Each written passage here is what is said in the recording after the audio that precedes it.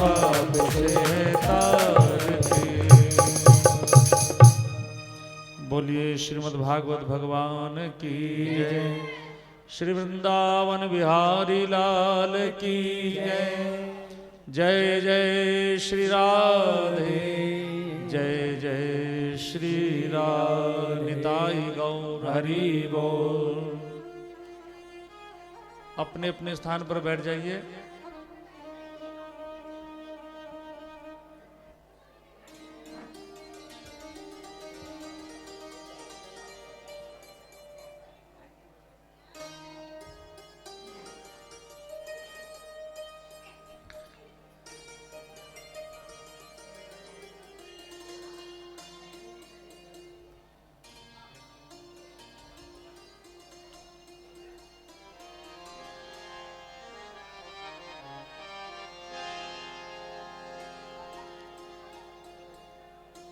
स्वस्ति श्रीमन्महागणाधिपतये नमः।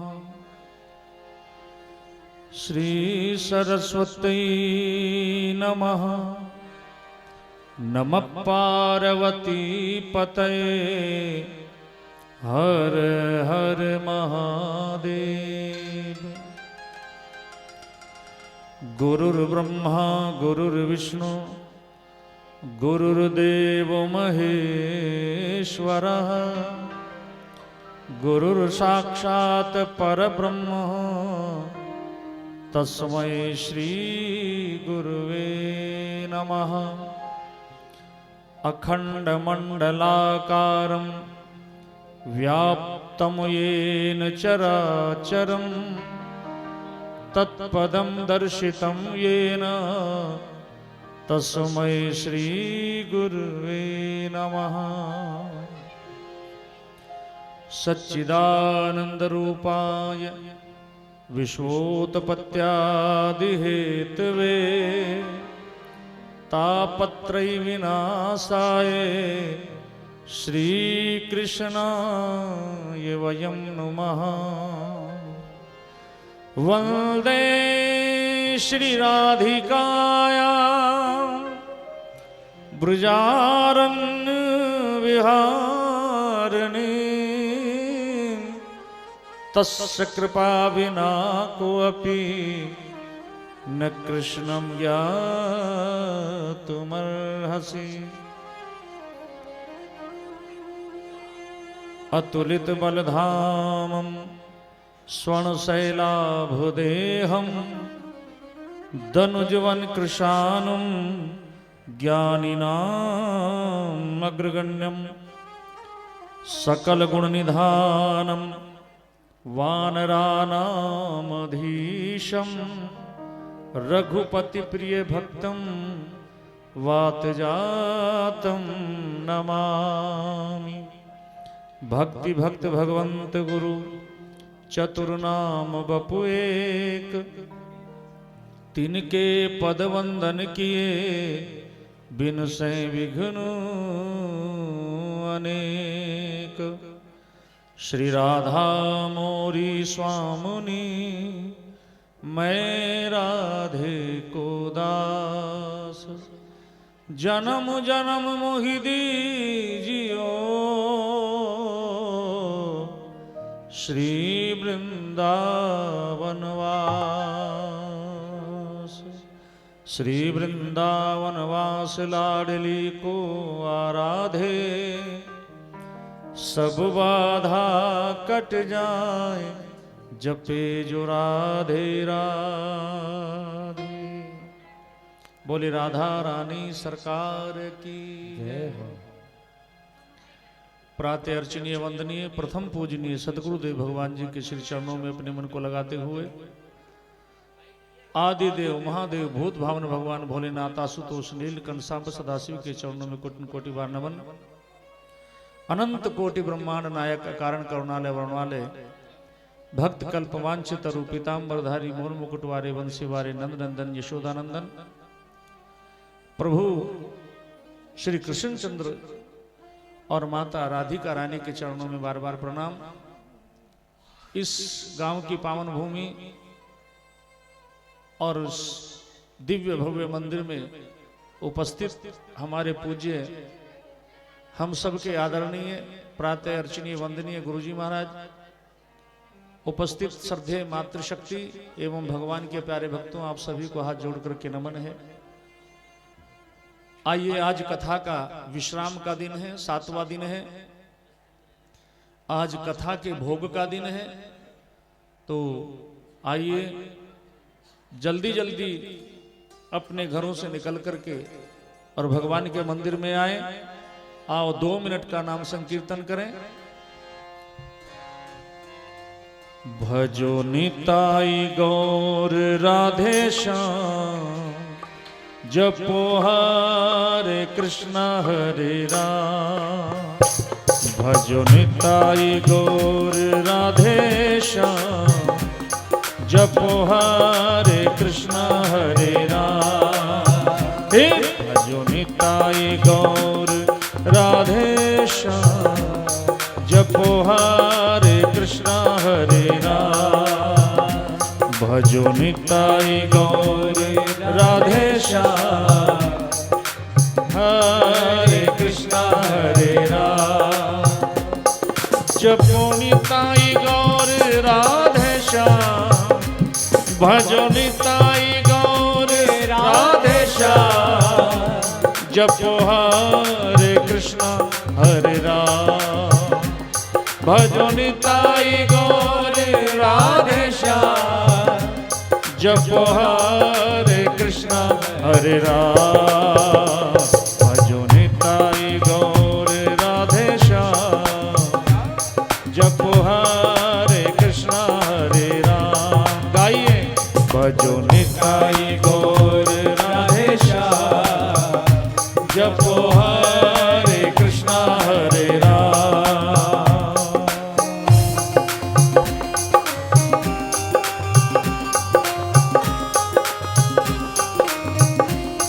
हरि बोल।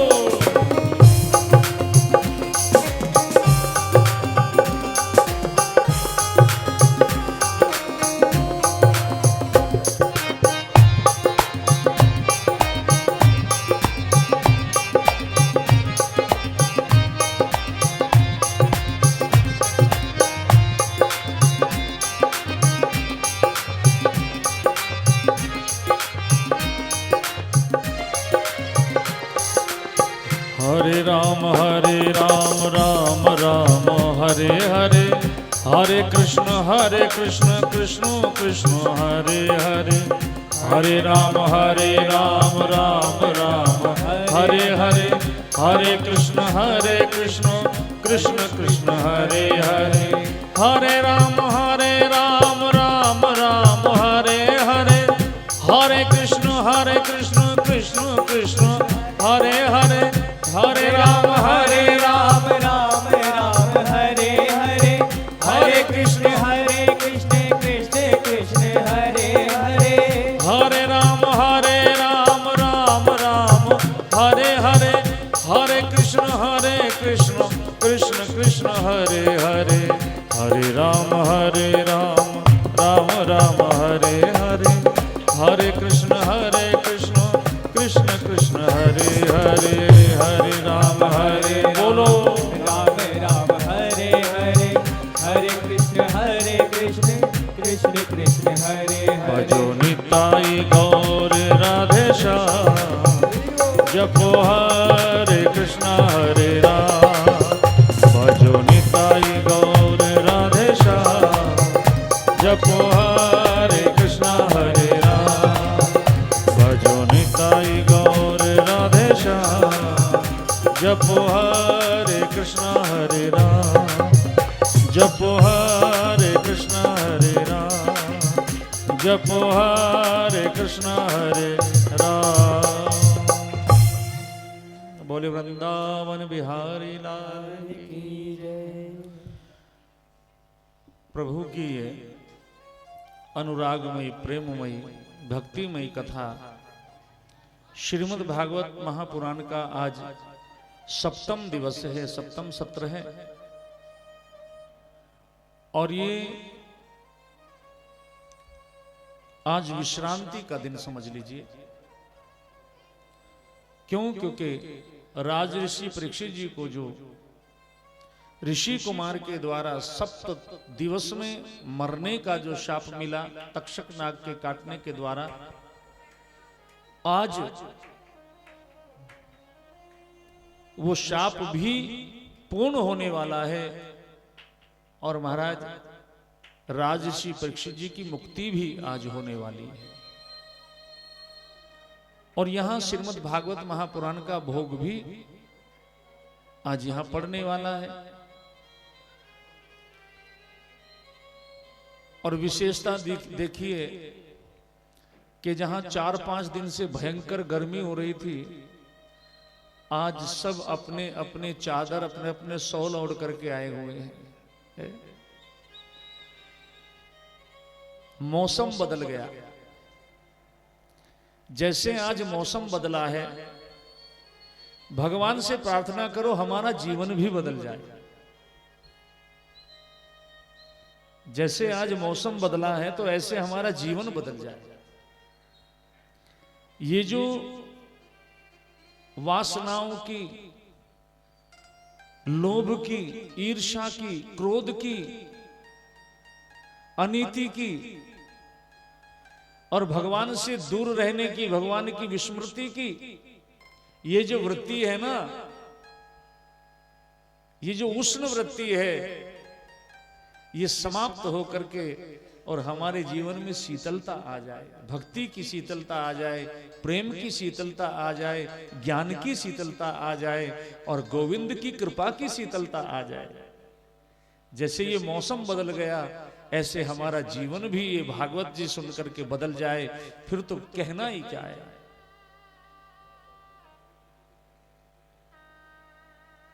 कल हमने आपसे प्रभु के विवाहों का वर्णन किया था।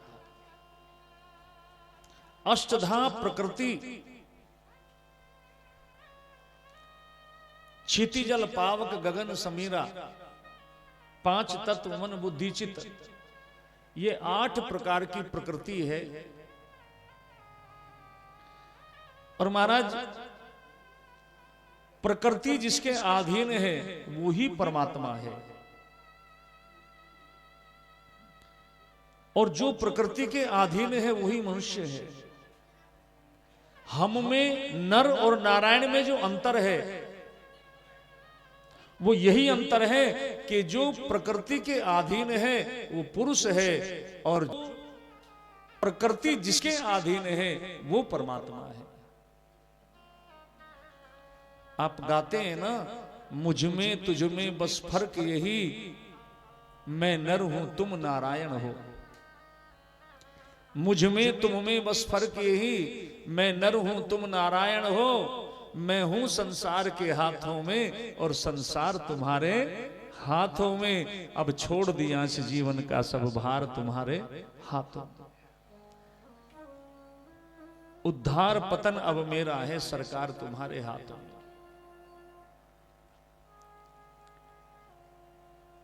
आदरणीय सुखदेव जी महाराज राजऋषि परीक्षित से कहते हैं, परीक्षित क्या अब भी तुम्हें मृत्यु का भय है?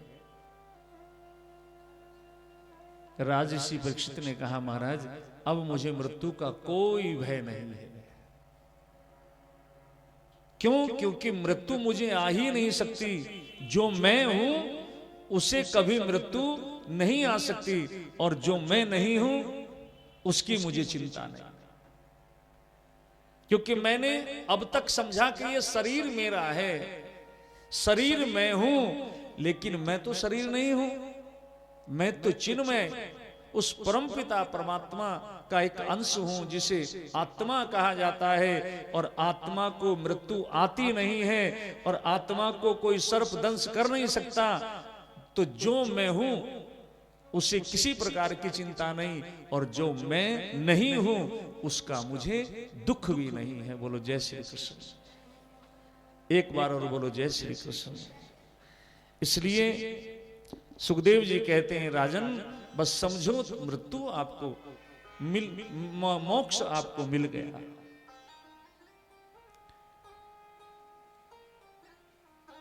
मोक्ष आपको मिल गया। भगवान कहते हैं, सुखदेव जी महाराज कहते हैं कि हे राजन,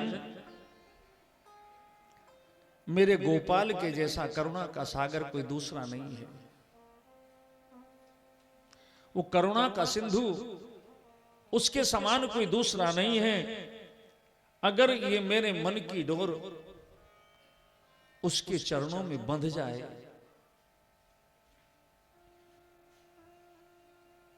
तो संसार उसके लिए जंगल जैसा है। मैं तुम्हें एक बड़ा सुंदर प्रसंग सुनाता हूं।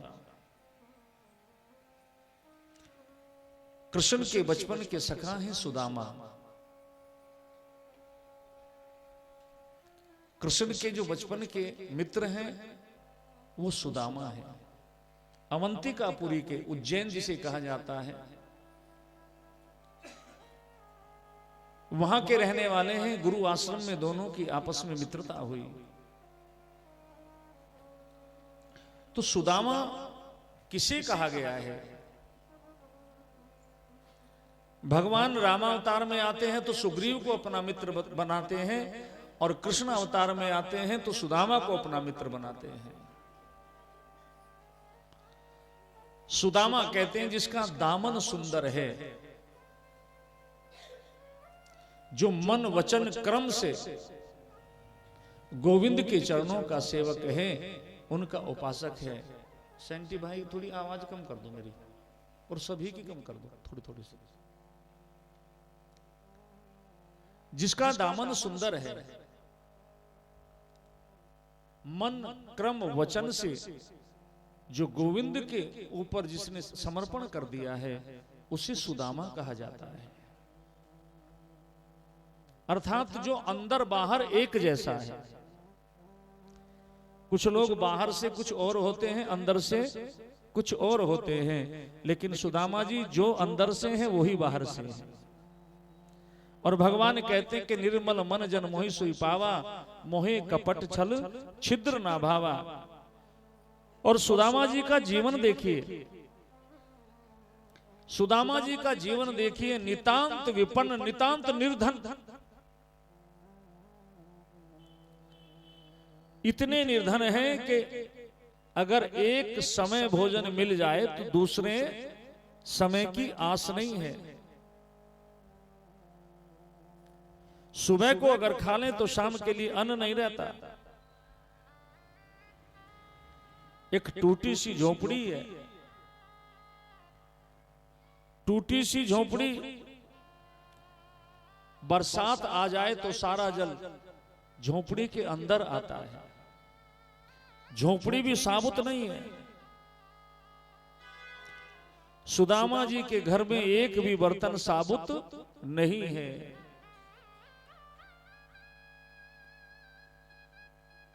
सुदामा जी निर्धन हैं, लेकिन फिर भी सुदामा गरीब नहीं है। निर्धन में और गरीब में अंतर है।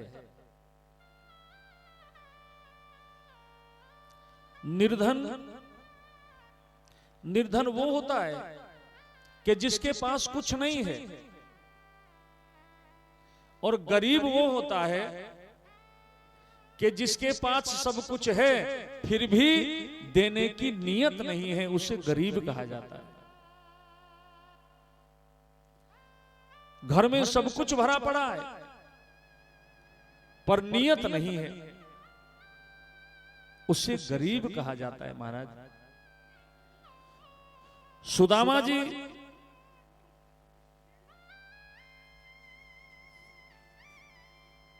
के घर में कुछ भी नहीं है, पर फिर भी सुदामा जी कहते हैं कि गोविंद ने जो मुझे दिया है वो मेरे लिए बहुत है,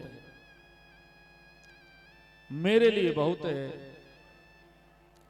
घर में बहुत सुशील धर्म पत्नी है, धर्म प्राण पत्नी है, जिसका नाम सुशीला है। सुदामा जी के 4 बच्चे हैं। कभी कभी तो ऐसा होता है कि अपने आप तो भोजन मिलता ही नहीं, अपने आप ही तो प्रसाद मिलता ही नहीं, पर कभी कभी बच्चों को भी भूखा रहना पड़ता है। और माता पिता अपनी भूख बर्दाश्त कर लेते हैं, पर बच्चों की भूख बर्दाश्त नहीं होती। क्या स्थिति होगी? ये कहना बड़ा आसान है, पर जब स्थिति में एक व्यक्ति जीता है तो उसके जीवन में क्या कठिनाई नहीं होती, क्या समस्याएं नहीं होती। लेकिन फिर भी सुदामा जी संतोषी हैं। फिर भी सुदामा जी कहते हैं, गोविंद जो तूने दिया है, तूने बहुत दिया है, तेरा शुक्रिया है दाता, तेरा शुक्रिया है। अगर सुदामा जी के घर में एक चावल भी है तो उसमें से भी आधा तोड़ करके भगवान को भोग लगाते हैं। प्रभु ये लो, मेरे पास एक ही है, आधा आपके लिए है और आधा मेरे लिए है। इतनी संतुष्टि जीवन में। और आठम जथा लाभ संतोषा, ये आठवीं भक्ति है। प्रभु जितना तूने दिया है बस उतने में ही मुझे संतोष है, उतने में ही मुझे सब्र है। लेकिन सुदामा की जो पत्नी है सुशीला, उससे तो अपने बच्चों की भूख देखी नहीं चाहती। सुदामा जी का नियम है कि प्रतिदिन 5 घर में जाते हैं और जो भी मिलता है उसे ला करके और अपना कार्य करते हैं। एक दिन सुदामा की पत्नी हाथ जोड़ करके बोली, महाराज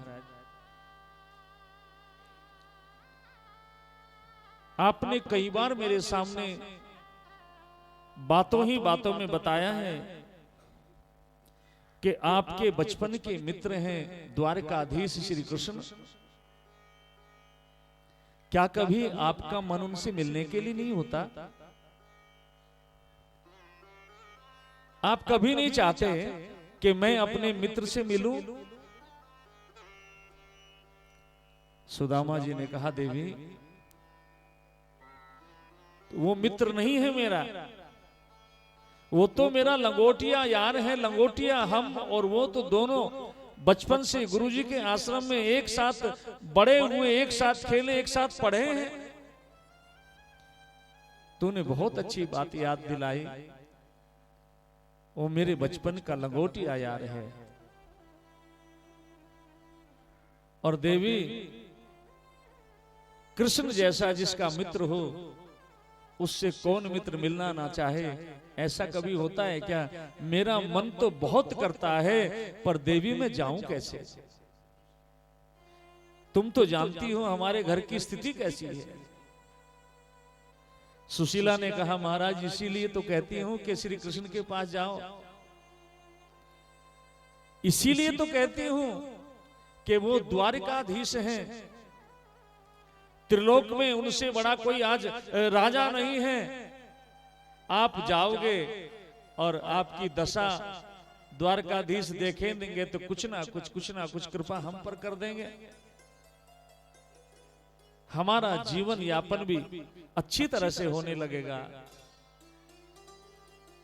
सुदामा ने कहा, अच्छा तो इसलिए कहती है कि मैं कृष्ण के पास चला जाऊं, मैं कृष्ण से मांगने के लिए जाऊं, मैं अपने बचपन के मित्र सुदामा से मांगने जाऊं? अब तो मैं बिल्कुल भी नहीं जाऊंगा। मैं अपने मित्र से मांग नहीं सकता। अरे मित्र से मांगना नहीं, मित्र को तो देना चाहिए। गुरु के घर में भगवान के मंदिर में मित्र के यहां और बेटी के यहां कभी खाली हाथ नहीं जाना चाहिए महाराज। कुछ ना कुछ लेकर के जाना चाहिए। और तू कहती है सुशीला कि मैं गोविंद के पास जाऊं और वो भी मांगने के लिए? अब तो मैं बिल्कुल भी नहीं जाऊंगा। सुशीला ने कहा महाराज नहीं, मैं ये नहीं कहती, लेकिन फिर भी जाइए तो सही, मुझसे बच्चों की भूख देखी नहीं जाती, मुझसे बच्चों की भूख देखी नहीं जाती। सुदामा ने कहा चला तो मैं जाऊंगा, लेकिन कुछ मांगूंगा नहीं, मांगने के लिए नहीं जाऊंगा। अगर तू कहती है कि दर्शन के लिए जाओ तो मैं चला जाऊंगा, पर लेने के लिए नहीं, और देने के लिए मेरे पास भेंट कुछ है नहीं, देने के लिए मेरे पास भेंट कुछ है नहीं अपने मित्र के लिए। तो सुशीला बड़ी समझदार है, धर्म को जानने वाली है। सुशीला अपने पड़ोस में गई और पड़ोस में जाकर के 5 घरों से एक एक मुट्ठी चावल लेकर के आई। अब आप ये मत समझें कि सुशीला को एक घर से नहीं मिले थे क्या? नहीं, अगर वो चाहती तो एक बोरी भी मिल सकते थे, लेकिन सुशीला ने सोचा कि मेरे पति स्वाभिमानी हैं, कृष्ण के पास जाएंगे, मित्र के पास जाएंगे, पर मांगेंगे नहीं,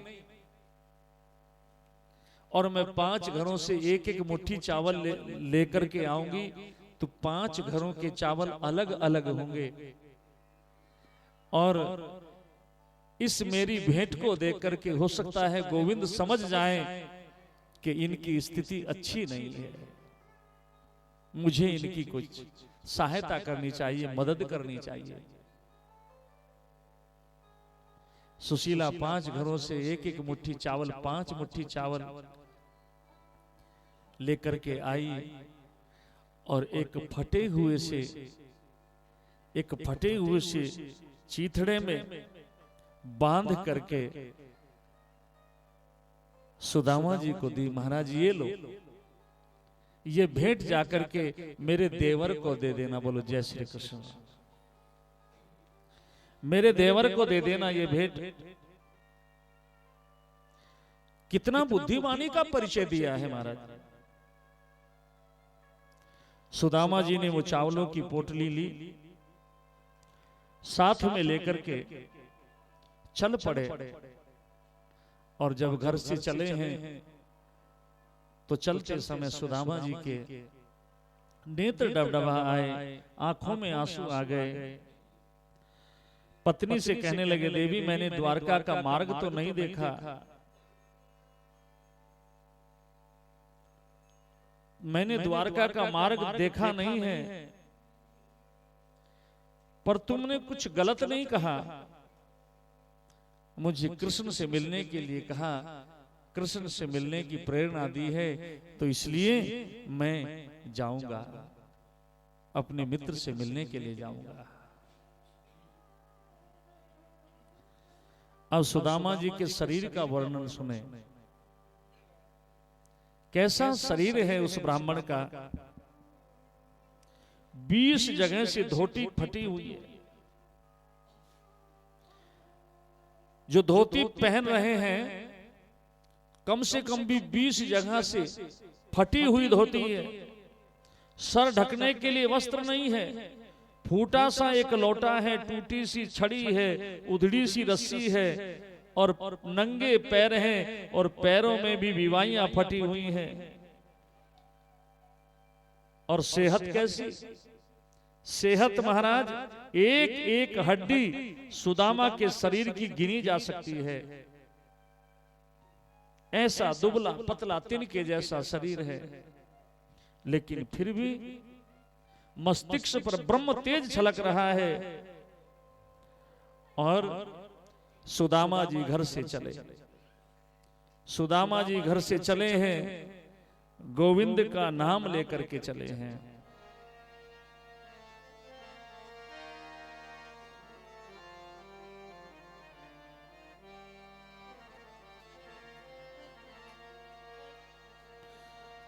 तेरी शरण में आके मैं धन्य हो गया। तेरी शरण में आके मैं धन्य हो गया। तेरी शरण में आके मैं धन्य हो गया। हो तेरी शरण में आके मैं धन्य हो गया। तेरी शरण में आके मैं धन्य हो गया। तेरी शरण में आके मैं धन्य हो गया। तेरी शरण में आके मैं धन्य हो गया। तेरी वो तेरी शरण में आके मैं धन्य हो गया। तेरी शरण में आके मैं धन्य हो गया। तेरी शरण में आके मैं धन्य हो गया। हो तेरी शरण में आके मैं धन्य हो गया। हो जन्मों की प्यास बुझ गई, संपन्न हो गया। तेरी शरण में आके मैं धन्य हो गया। हो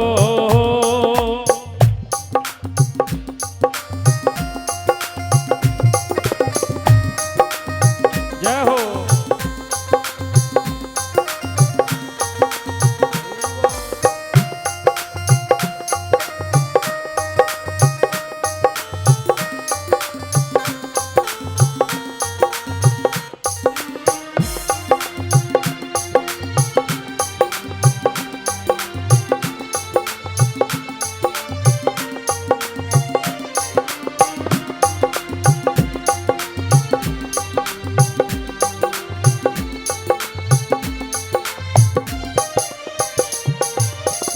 कितने मिले अमीर यहाँ, कितने मिले गरीब।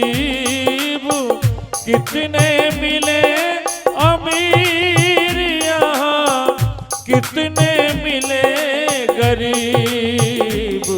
पर आप मिल गए हो। पर आप मिल गए हो, मैं धनवान हो गया।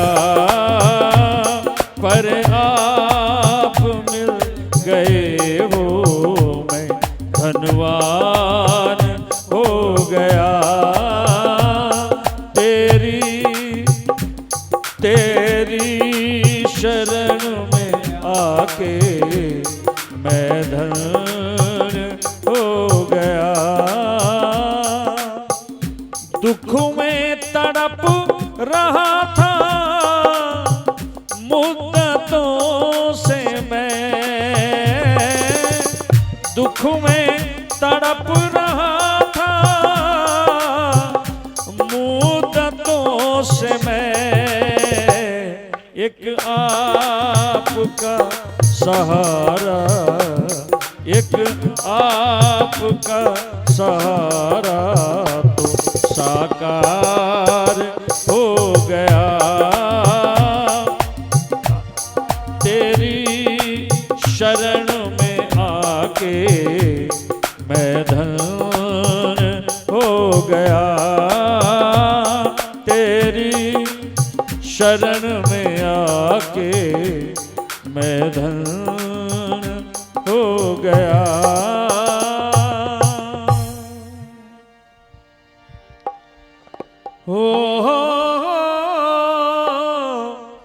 हो रे ना रे दे ना रे ना।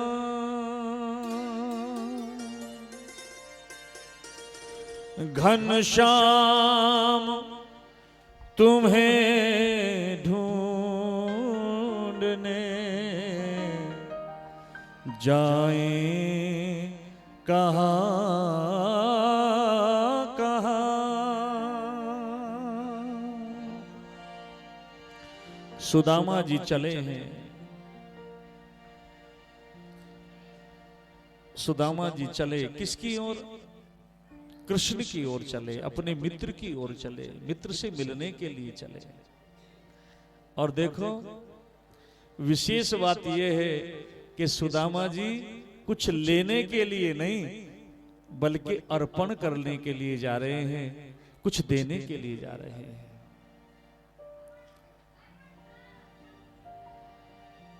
द्वारिका का रास्ता भी नहीं जानते। इसमें एक सूत्र है, इसमें एक सूत्र दिया संतों ने। वो भगवान कहां है? वो जो ईश्वर है वो कहां है, कहां रहता है? उसका कोई एक ठिकाना नहीं है, कोई एक पता नहीं है। लेकिन जब हमारे मन में उसे प्राप्त करने की जिज्ञासा होती है और मन में ये विश्वास होता है कि नहीं, जब मैं उसे पुकारूंगा तो वो मुझे मिलेगा, जब मैं उसे चाहूंगा तो वो मुझे चाहेगा। और हरि व्यापक सर्वत्र समाना प्रेम ते प्रकट होई में जाना। वो जो सर्वत्र व्याप्त है, यत्र तत्र सर्वत्र, वो गोविंद फिर प्रेम से प्रकट हो जाता है। प्रेम से प्रकट होई में जाना, वो भगवान प्रकट हो जाते हैं। ना उन्हें देर है और ना ही उनके मिलने में कोई दूरी है। सुदामा जी चले जा रहे हैं, एक ही मन में एक अभिलाषा है कि गोविंद से मिलना है, अपने सखा से मिलना है। जैसे जैसे आगे चले जा रहे हैं, भूख भी भूल गए, प्यास भी भूल गए। बस इतनी उत्कंठा है, इतनी उत्कंठा है कि किसी भी तरह से मेरे मित्र के दर्शन हो जाएं, मेरे कन्हैया के दर्शन हो जाएं। भूख लगती है, प्यास लगती है, जिंदगी अब तो उदास लगती है। कैसे आऊं मैं तेरी द्वारिका,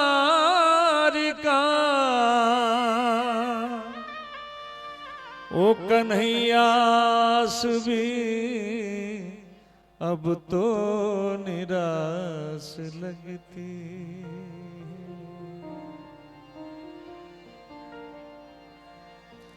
छोड़ दी तेरे भरोसे भंवर में नैया, छोड़ दी तेरे भरोसे भंवर में नैया। मूढ़ माझी से, मूढ़ माझी से विनय बार बार कौन करे। मूढ़ माझी से विनय बार बार कौन करे। प्रीत तुमसे लगी दुनिया से प्यार कौन करे। प्रीत तुमसे लगी दुनिया से प्यार कौन करे। कोई कुछ भी कहे इस पर विचार कौन करे। प्रीत तुमसे लगी दुनिया से प्यार कौन करे। प्रीत तुमसे लगी दुनिया से प्यार कौन करे।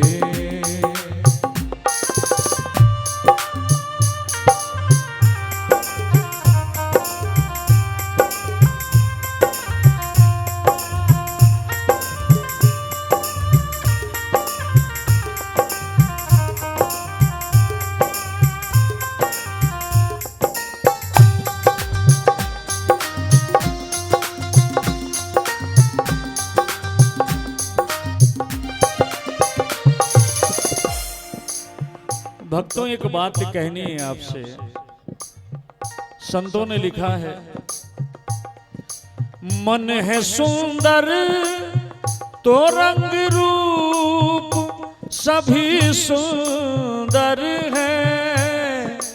मन है सुंदर तो रंग रूप सभी सुंदर है।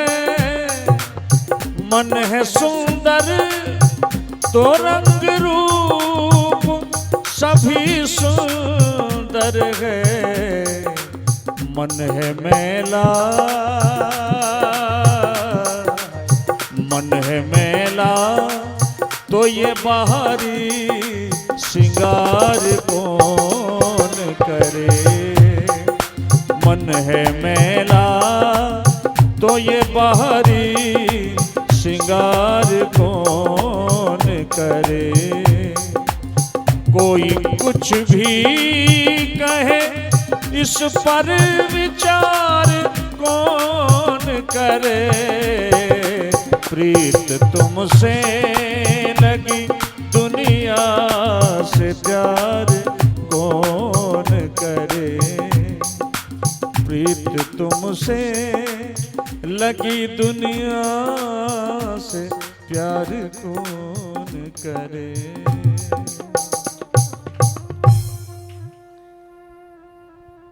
कभी गिर जाते हैं, कभी उठ जाते हैं। न भूख है न प्यास है, बस एक ही उत्कंठा, कैसे गोविंद का दर्शन करूं, कैसे द्वारिका जाऊं, कैसे अपने मित्र को देखूं। ऐसी उत्कंठा होनी चाहिए। परमात्मा से मिलने की ऐसी उत्कंठा होनी चाहिए महाराज, तब कहीं जाकर के वो मिलता है, तब जाकर के वो कहीं मिलता है। अगर तू खुद को खो नहीं सकता तो फिर उसका दीदार भी हो नहीं सकता। अपने आप को खोना पड़ेगा, तब कहीं जाकर के उसका दर्शन, उसका दीदार होगा। महाराज कभी गिर जाते हैं, कभी उठते हैं।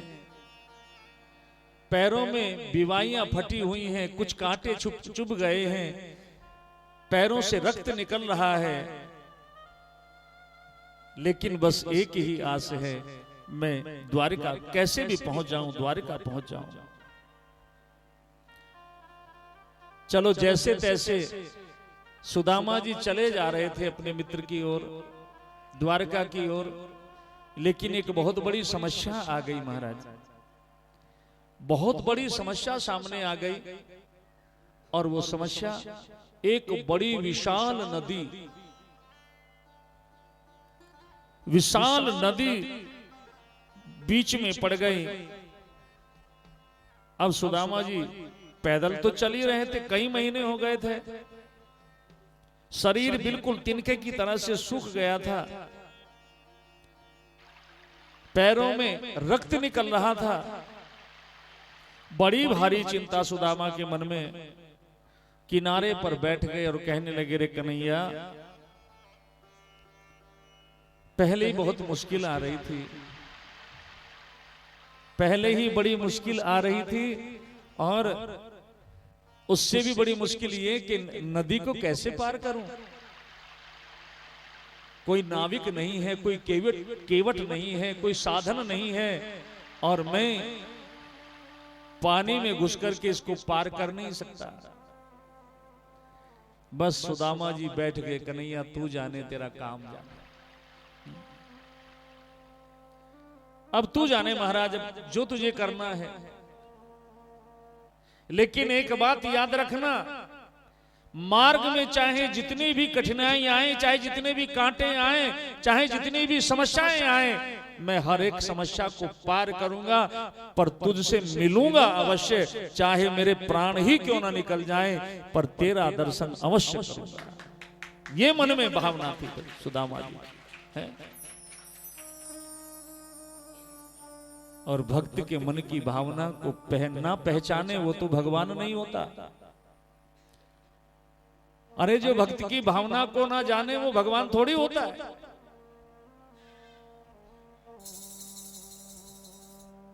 क्योंकि निष्काम प्रेम जिसमें कुछ मांगा नहीं बल्कि दिया जाता है। वैसे तो भगवान से सारी दुनिया मांगती है, मांगना भी चाहिए, माता पिता से, गुरु से, परमात्मा से सब मांगते हैं, मांग भी लेना चाहिए। लेकिन ये हमारी ही तो वृत्ति है। वो तो चींटी से लेकर के हाथी तक की बात को सुनता है महाराज। बिन पद चले सुने बिन काना, कर बिन कर्म करे विधि नाना। वो तो सबकी सुनता है, सबके मन की दशा को जानता है। मांगो तो भी, ना मांगो तो भी,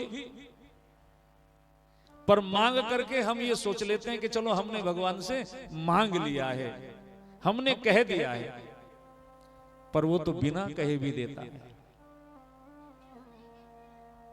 वो बिना कहे देता है महाराज।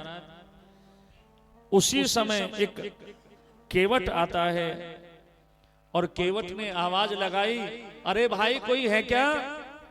अरे कोई परली पार जाने वाला है क्या? कोई मुसाफिर है क्या? तुम जाना चाहते हो क्या? कोई हो तो बताओ। सुदामा जी ने कहा हाँ हाँ भैया हाँ हम हैं, हमें जाना है परली पार। केवट देख करके मुस्कुराए और कहने लगे चलो जल्दी बैठो, मेरे पास इतना समय नहीं है। सुदामा जी ने कहा भैया हम नौका में बैठ तो जाएंगे, पर हमारे पास देने के लिए कुछ नहीं है। आहा कैसी विचित्रता, कैसी विचित्रता। रामा अवतार में भगवान श्री राम संकोच करते हैं कि मेरे पास केवट को देने के लिए कुछ नहीं, और आज यहां द्वापर में जब सुदामा जी नौका में बैठ करके जा रहे हैं, तो आज कौन? वो परमपिता परमात्मा, वो कृष्ण ही केवट बन करके आए हैं, और आज सुदामा कहते हैं कि मेरे पास तुझे देने के लिए कुछ नहीं है। केवट ने कहा परली पार जाना है कि नहीं जाना? के जाना तो है, पर देने के लिए कुछ नहीं हमारे पास। हम तो वैसे ही महाराज गरीब ब्राह्मण हैं। केवट ने कहा कोई बात नहीं, हम तो उधर जा ही रहे हैं, आप बैठ जाओ, आपको भी लिए चलते हैं, आपको भी लिए चलते हैं। सुदामा जी बैठ गए और केवट नौका चलाने लगे। तो केवट बने हुए भगवान श्री कृष्ण ने पूछा पंडित जी वैसे जा कहां रहे हैं? इधर आगे कहां जा रहे हैं? सुदामा जी ने कहा भैया जो द्वारका के महाराज हैं ना, द्वारकाधीश, वो हमारे बचपन के मित्र हैं, उनसे ही मिलने के लिए जा रहे हैं। हमारे बचपन के सखा हैं, हमारे साथ ही पढ़े हैं, और उनसे मिलने के लिए जा रहे हैं। तो केवट बने हुए ठाकुर जी मुस्कुराए और कहने लगे पंडित जी क्या कह रहे हो आप? कहां द्वारकाधीश और कहां तुम? 20 जगह से धोती फटी हुई है तुम्हारी, सर पे तन ढकने के लिए कपड़ा नहीं है, नंगे पैर हो, तिनके जैसा शरीर है, उधड़ी सी रस्सी है, टूटी सी छड़ी है, फूटा सा लोटा है, और कहते हो कि मैं द्वारकाधीश का मित्र हूं। तुम्हारी और द्वारकाधीश की क्या बराबरी है तुम्हारी? सुदामा जी को क्रोध आ गया और सुदामा जी ने कहा, केवट तुझे क्या मालूम है द्वारकाधीश के विषय में? तू क्या जानता है मेरे कन्हैया को? तूने तो सारी उम्र केवल नौका ही चलाई है, नौका ही चलाई है तूने। तू क्या जाने? अरे मेरा कन्हैया किसी के वस्त्र नहीं देखता, मेरा गोपाल किसी के आभूषण नहीं देखता, वो तो केवल मन का भाव देखता है, वो मन का भाव देखता है। तुझे क्या मालूम है मेरे मित्र के विषय में? इतना सुनकर के केवट के नेत्र सजल हो गए और भगवान ने मन ही मन सोचा कि दुनिया बदल गई है पर मेरा सुदामा नहीं बदला। इतनी मुसीबत में भी, इतनी निर्धनता में भी इसका मेरे प्रति सद्भाव और सम्मान लेस मात्र भी कम नहीं हुआ है, लेस मात्र भी कम नहीं हुआ है। केवट लेकर के चला है, आओ हम भी नौका में बैठ कर के चले, क्योंकि हमारे पास भी ये तन की नौका है, हैं? और इसका केवट हम गोविंद को बना लें तो ये भी नौका पार हो जाएगी इस भवसागर से। आओ रे मेरी नौका में, हे ले चलूं भव से पार, आओ रे मेरी नौका में, ओ ले चलूं भव से पार। हे राम नाम की नौका लेकर, कृष्ण नाम की नौका लेकर, हे मेरे सतगुरु करे पुकार। चलो दोनों हाथ उठा करके ताली बजा करके कहें, आओ रे मेरी नौका में, ले चलूं भव से पार, आओ रे मेरी नौका में, ले चलूं भव से पार। कृष्ण नाम की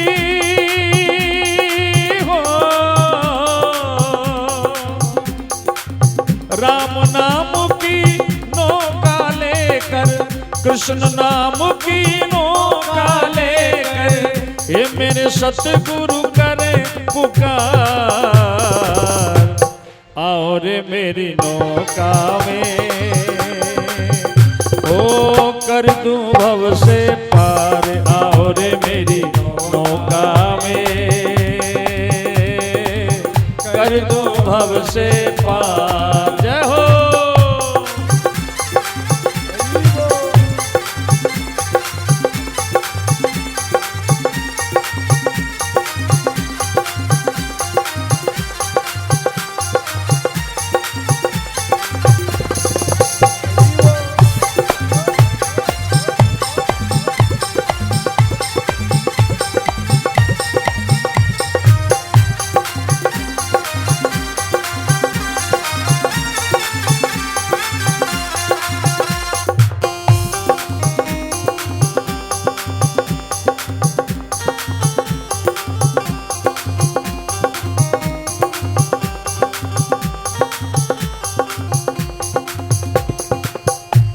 गुरु जी मेरी झोली भर देना, गुरु जी मेरी झोली भर देना, गुरु जी मेरी झोली भर देना, गुरु जी मेरी झोली भर देना। हे राम नाम के हीरे मोती, राम नाम के हीरे मोती, इसमें भर देना, गुरु जी मेरी झोली भर देना, गुरु जी मेरी झोली भर देना, गुरु जी मेरी झोली भर देना। बोलो कृष्ण कन्हैया लाल की। और केवट ने परली पार सुदामा जी को कर दिया प्यारे। अब सुदामा जी ने पूछा केवट से, केवट भैया हमें ये बताओ कि अभी द्वारिका कितनी दूर है? द्वारिका कितनी दूर है? प्रभु ने कहा, पंडित जी जैसी तुम्हारी सेहत है ना, और जिस प्रकार तुम चल रहे हो, लगभग 3 महीने और लग जाएंगे। 3 महीने और लग जाएंगे। सुदामा जी ने कहा 3 महीने कि हाँ, और 3-4 महीने मुझे चलते हुए हो भी गए। सुदामा जी एकदम से निराश हो गए।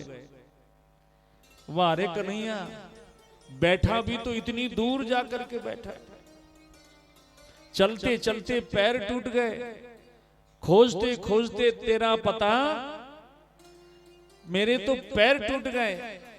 अब तू जाने और तेरा काम जाने। बस सुदामा जी ने एक बड़ा सा मिट्टी का ढेला उठाया और उस पर सर रख करके, और सुदामा जी तो सो गए। अब तेरी मर्जी, बुलाना चाहे बुला लेना, वरना तो तू जाने तेरा काम जाने। अब महाराज जैसे ही आंखें खुली सुदामा जी की, तो आवाज आ रही, जय श्री कृष्ण, जय श्री कृष्ण, जय श्री कृष्ण, जय श्री कृष्ण। सुदामा जी ने सोचा, ये मैं कहां आ गया हूं? चारों ओर जय श्री कृष्ण की आवाज आ रही है। सोए तो थे नदी किनारे, और ब्राह्मण की नींद खुली तो द्वारका का दर्शन हो रहा है। बड़े बड़े महल, बड़ी बड़ी अटारी, दिव्य महल, स्वर्ण मंडित दरवाजे, चारों ओर जय श्री कृष्ण, जय श्री कृष्ण, जय श्री कृष्ण हो रहे। सुदामा जी ने देखा, ये तो बड़ी सुंदर नगरी है, कहीं मैं स्वप्न तो नहीं देख रहा हूं। बड़े बड़े महल, बड़ी बड़ी अटारी है। और ढूंढते ढूंढते द्वारका जी के दरवाजे पर आ गए हैं सुदामा जी। कृष्ण के द्वारपालों का बड़प्पन देखिए महाराज। आप जागरण आदि में एक झांकी देखते हैं कृष्ण और सुदामा की, देखते हैं ना, तो उसमें जब सुदामा जी आते हैं तो द्वारपाल बने हुए 2 युवक सुदामा जी को धक्का देते हैं। ऐसा हो सकता है क्या? ऐसा कहीं हो सकता है? अरे परमात्मा के लिए, परमात्मा के दरवाजे तो साधु, ब्राह्मण और संतों के लिए, भक्तों के लिए 24 घंटे खुले हैं। किसी ब्राह्मण को, किसी साधु को क्या दुत्कारा जा सकता है भगवान के द्वार से? और फिर श्री कृष्ण साक्षात नारायण हैं, और नारायण के द्वारपाल जय और विजय जो भगवान के जैसे ही हैं, क्या वो किसी साधु का, ब्राह्मण का अपमान कर सकते हैं? नहीं कर सकते। उनका बड़प्पन देखिए, चरणों में प्रणाम किया। और सुदामा जी से कहा कि महाराज आप कौन हैं, कहां से आए हैं? सुदामा जी ने पूछा, भैया ये कौन सी नगरी है? जी ये हमारे कृष्णचंद्र महाराज जी की द्वारकापुरी है। अच्छा, यही है द्वारकापुरी, यही मेरे मित्र रहते हैं, यही मेरे मित्र रहते हैं। भैया मेरे मित्र हैं तुम्हारे द्वारकाधीश। द्वारपालों ने उपहास नहीं किया, मजाक नहीं उड़ाया सुदामा जी का। उन्होंने देखा कि इस ब्राह्मण के पैरों में जूते नहीं हैं, फटी सी धोती, सर पर तन ढकने के लिए कपड़ा नहीं है, लेकिन फिर भी सुदामा जी के चरणों में गिर गए। और सुदामा जी ने कहा कि सुनो भाई,